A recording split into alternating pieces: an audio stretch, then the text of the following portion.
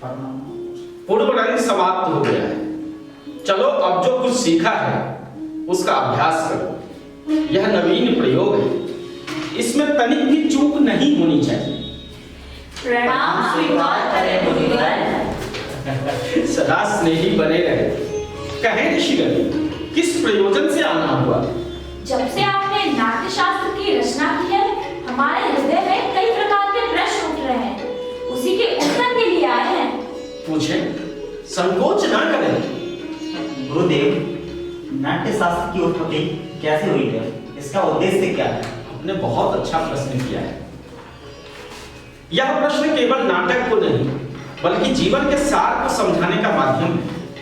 जब त्रेता युग में मनुष्य काम और लोभ से वशीभूत होकर अधर्म और संघर्ष की ओर बढ़ने लगा, तब इंद्र ने ब्रह्मा जी से प्रार्थना की कि कोई ऐसा माध्यम हो जिससे देखना और सुनना एक साथ हो, जिससे मनुष्य धर्म और मोक्ष के मार्ग पर लौट सके।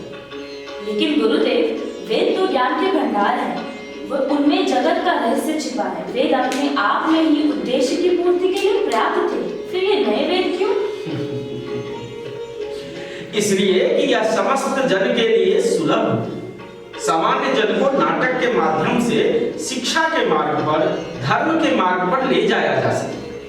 इसी मंगल उद्देश्य के साथ ब्रह्मा जी ने चारों वेदों के तत्वों को मिलाकर नाट्य वेद की रचना की। चार वेद वो कौन से हैं गुरुदेव? नाटक में ये जो पाठ सुन रहे हैं ना, ये ब्रह्मा जी ने ऋग्वेद से लिया है। इस सुंदर गान के आधार पर, ये जो सुंदर गान है, इसका आधार है सामवेद। यजुर्वेद से अभिनय और अथर्ववेद से रस लिया गया है। चारों वेदों के अंगों को लेकर नाट्य शास्त्र की उत्पत्ति हुई है। गुरुदेव, तो क्या नाट्य शास्त्र केवल देवताओं के लिए बनाया गया है? नहीं, यही प्रश्न दानवों ने ब्रह्मा जी के समक्ष रखा था। तब ब्रह्मा जी ने उत्तर दिया था कि नाट्य शास्त्र तो सबके लिए। यह देवताओं, दानवों और मनुष्यों के समस्त शुभ अशुभ कर्मों को दिखलाने वाला है। नाटक तो दुख से, थकावट से और शोक से पीड़ित लोगों को आराम देने वाला होता है। इसमें तो सारे रस, भावों, शास्त्रों, शिल्पों और कार्यों का समावेश है। ऐसा कोई ज्ञान नहीं, ऐसा कोई कार्य नहीं जो नाट्य में ना दिखे। अद्भुत, समस्त सृष्टि का समावेश, लौकिक और अलौकिक भी, बहुधर्मी सारे प्राणियों के भावों की प्रतिनिधि कला। हाँ ऋषि, नाटक को सभी कलाओं का उद्गम कह सकते हैं, या फिर कह सकते हैं कि सभी कलाओं का संगम। मुनिवर, नाट्य कला तो अद्भुत कला है।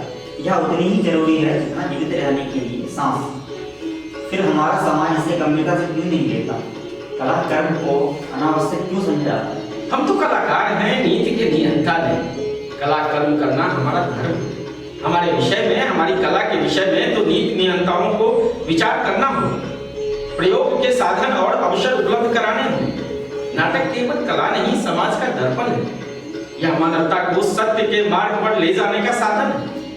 रंगमंच जाति, धर्म, भौगोलिक सीमाओं से परे जाकर समग्रता में मानवीयता की बात करता है। आज भी रंगमंच समाज में विभिन्न परिस्थितियों को दूर कर समाज में समता का भाव लेकर आता है। यह भाव निसंदेह धरती को स्वर्ग बना सकता है। निसंदेह मुनिवर, कला ही समाज को पशुओं का समाज होगा। इसी आशा और उपेक्षा के साथ कि समाज कला और कलाकारों को वह स्थान दे जिसके वह अधिकारी। इसीलिए मैंने नाट्य शास्त्र को पंचम वेद कहकर पुकारा है। पंचम वेद, समस्त वेदों का ज्ञान। ऋषिगण, मेरे रंगकर्मी पुत्र आपके स्वागत के लिए सदा अपनी प्रस्तुति तैयार कर आपकी प्रतीक्षा कर रहे हैं। चलिए चलकर नाटक का आनंद लीजिए। वृद्धि हो इस राष्ट्र की, वृद्धि हो इस राष्ट्र की, आशा सभी के पूर्ण हो, आशा सभी के पूर्ण हो, सृष्टि वह आनंद की, सृष्टि वह आनंद की, जग में सदा संपूर्ण हो, जग में सदा संपूर्ण हो, धरती सदा फूले फले, धरती सदा फूले फले, ऊपर विमल आकाश हो, ऊपर विमल आकाश हो, सज्जन रहे निर्भय सदा, सज्जन रहे निर्भय सदा, दुर्जनों का नाश हो, दुर्जनों का नाश हो, सज्जन रहे निर्भय सदा, सज्जन रहे दुर्जन